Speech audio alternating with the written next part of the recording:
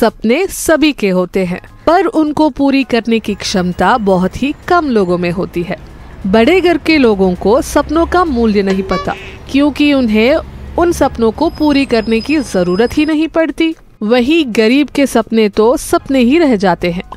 संयोग तो देखो, पैसे वालों के ख्वाब बिना कुछ किए पूरे हो जाते हैं, वहीं एक गरीब को अपनी एक सपना पूरी करने के लिए पूरी जिंदगी लुटानी पड़ती है। इसी वजह से कई गरीब ने ख्वाब देखना ही बंद कर दिया है। जो भी उनके पास है उसी से काम चलाना सीख लिया है। वैसे सही बात बताए तो सपना वो नहीं होता जब नींद में आता है, सपना वो है जो हमें सोने नहीं देता। बिल्कुल ऐसे ही हमारे आज के कहानी की एक गरीब लड़की अपने सपने को कैसे पूरा करती है, ये बताने जा रहे हैं। रामपुर नाम के एक गांव में 12वीं कक्षा में पढ़ने वाली लड़की शिरीषा थी। उसके पैदा होने के 2 साल बाद शिरीषा की माँ सांप के काटने की वजह से मर गई, क्योंकि घर में शौचालय न होने के कारण उन्हें खेत में जाना पड़ता था। बेचारी शिरीषा ने तो बचपन में ही माँ का प्यार खो दिया और अपने माँ के जान के बदले में खुद की जान ना लेने के लिए भगवान को हमेशा खोजती थी और रोती थी। शिरीषा ये ठान लेती है कि आगे से कभी भी किसी भी घर में शौचालय ना होने के वजह से किसी की भी जान गंवानी नहीं चाहिए। गाँव में हर घर शौचालय नाम की आंदोलन शुरू करती है। इस आंदोलन के चलते एक दिन शिरीषा अपने चुनाव क्षेत्र के एमएलए से मिलने जाती है। कौन हो तुम लोग अंदर कैसे आ गए? वैसे मैंने आप लोगों को कभी नहीं देखा, कौन हो बताओ? कैसे पहचानेंगे एमएलए जी आप? 5 साल में एक ही बार हमारे गाँव में आकर वोट मांगते हैं। ये लड़की कौन है तुम? दिखने में तो छोटी बच्ची लग रही हो और बड़ी बड़ी बातें कर रही हो। बच्ची है तो बच्ची रहे, ज्यादा बड़ी बनने की जरूरत नहीं है, समझी? हाँ, मैं बच्ची हूँ और मेरी वोट देने की उम्र भी नहीं है, तभी तो आप मुझे चुप रहने के लिए कह रहे हैं। शिरीषा की साहस देखकर एमएलए हड़बड़ा जाते हैं। क्या काम से यहाँ आई हो? हमें शौचालय चाहिए, हमें शौचालय चाहिए। शौचालय चाहिए तो शहर चले जाओ, वहाँ सुलभ शौचालय मिलेंगे। बड़े आए शौचालय कह रहे हैं जैसे मेरे जेब में पड़ी हो। कहते हुए सीरियस बात को मजाक बनाते हैं। शिरीषा को गुस्सा आता है और कहती है, Is this the way you talk with your constituency people? Don't you have minimum responsibility, accountability towards the people who have voted for you? यूं अंग्रेजी में पूछती है। पढ़ी लिखी लड़की को देख के एमएलए घबरा जाते हैं। खामखा उससे पंगा क्यों लेना है, ये सोच के मोल तोल करने लगते हैं और सबकी तरफ से बात करने के लिए शिरीषा को अंदर बुलाते हैं। देखो बेटी, गांव के सभी के लिए शौचालय बनाना थोड़ी कठिन बात है और ऊपर से खर्चा भी बहुत होगा। अगर तुम बुरा ना मानो तो मैं तुम्हें 1 लाख रुपए दूंगा और तुम अपने घर में अच्छा वाला शौचालय बनवा लो। कृपा करके जल्दी से इन लोगों को यहाँ से हटाओ। मेरे लिए तो ठीक है, पर क्या मैं शौचालय के लिए मेरे गांव वालों को आपके घर भेजूं? ये सुनते ही एमएलए को शिरीषा पर गुस्सा आता है।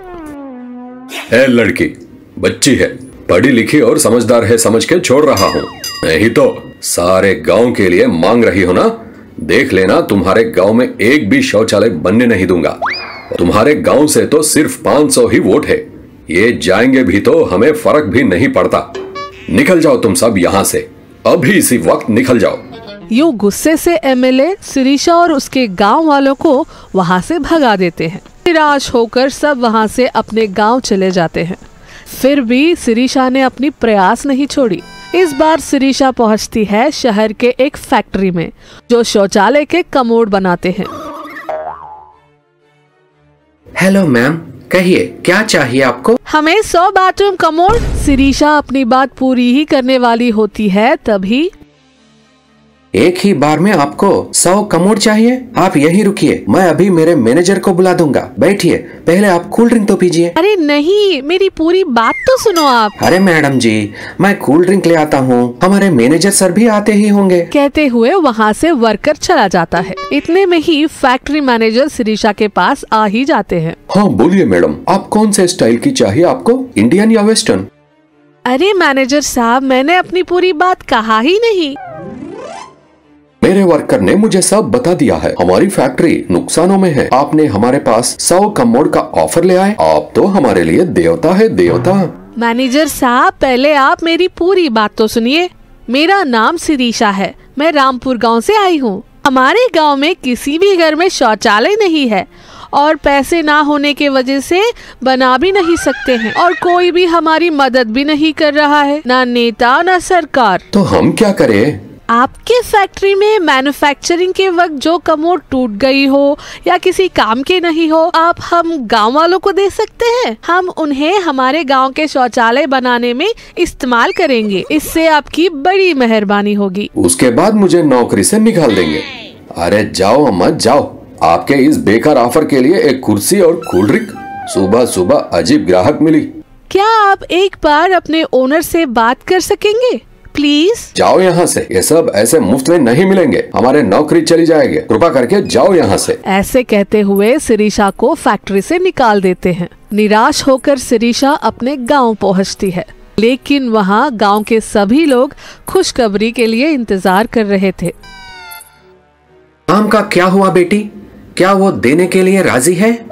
नहीं काका, उन्होंने भी हमारी मदद करने से मना कर दिया है। मनाने की पूरी कोशिश की है पर उन लोगों ने साफ साफ मना कर दिया। बस सिर्फ पैर पड़ना बाकी था। ये कहते हुए शिरीषा रो पड़ती है।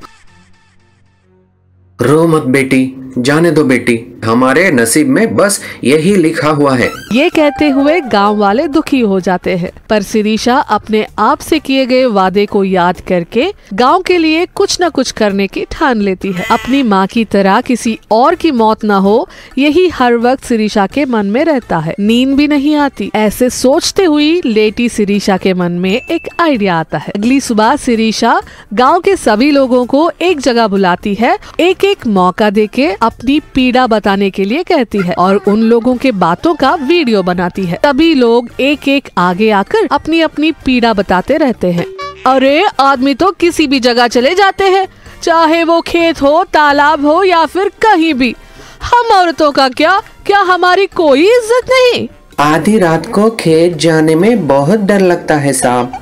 हर बार माँ बाबा को नींद से उठाना पड़ रहा है। बड़ा हो गया हूँ, उतनी दूर खेत जाने के लिए बहुत दिक्कत होती है। पैरों में भी दर्द है। उतनी दूर चला नहीं जा रहा है और अपने आप को वहाँ तक रोक भी नहीं पा रहे हैं। हम लोग जवान हैं, डर तो नहीं लगता, पर रास्ते में सांप या बिच्छू काट दी तो जान से हाथ धो बैठना पड़ रहा है। ऐसे सारे गांव के लोगों की वीडियो बनाती है शिरीषा और ये सब YouTube में पोस्ट करती है। एक ही हफ्ते में ये वीडियो वायरल हो जाता है और प्रधानमंत्री तक पहुंच जाता है। ये सब देख प्रधानमंत्री तुरंत ही अपने अफसरों से कहकर शिरीषा के गांव रामपुर में ही नहीं, पास के कई गांवों में भी शौचालय बनवाने की आदेश देते हैं और सारे अफसर प्रधानमंत्री जी के आदेश अनुसार हर घर में शौचालय बनवाते हैं। गांव वाले शिरीषा को शाबाशी देते हैं। शिरीषा अपनी माँ के तस्वीर को देखते हुए ये कहती है, माँ, आज के बाद तुम्हारी जैसी मौत किसी और को नहीं मिलेगी। मैंने अपना काम पूरा किया है माँ। मेरा एक ही सपना था, आपके आशीर्वाद से आज वो पूरा हुआ। ये कहते हुए अपनी माँ के फोटो देखकर रोती है। आप भी याद रखिए, जीवन में कभी भी किसी भी सपने को बड़ा या छोटा मानकर मापा नहीं जाता। उस सपने के लिए जी तोड़ मेहनत करनी पड़ती है। भूलिएगा नहीं, सपना वो नहीं होता जब वो नींद में आता है। सपना वो होता है जो हमें सोने नहीं देता। से एक पुराना मास्क लेकर आती है। उस मास्क पर काफी जंग भी लगा हुआ था। उसे देखकर विमला बोली, ये क्या सासू माँ, इस मास्क पर तो जंग लगा है जैसे लोहे पे जंग लगता है। ये कौन सा मास्क है? उसने कहा। तब सास बोली, ये मैजिकल मास्क है, इसे पहनोगी तो किसी भी तरह का वायरस तेरा कुछ नहीं बिगाड़ पाएगा। अच्छा, लेकिन इस पर ये जंग क्यों लगा हुआ है सासू माँ? अच्छा वो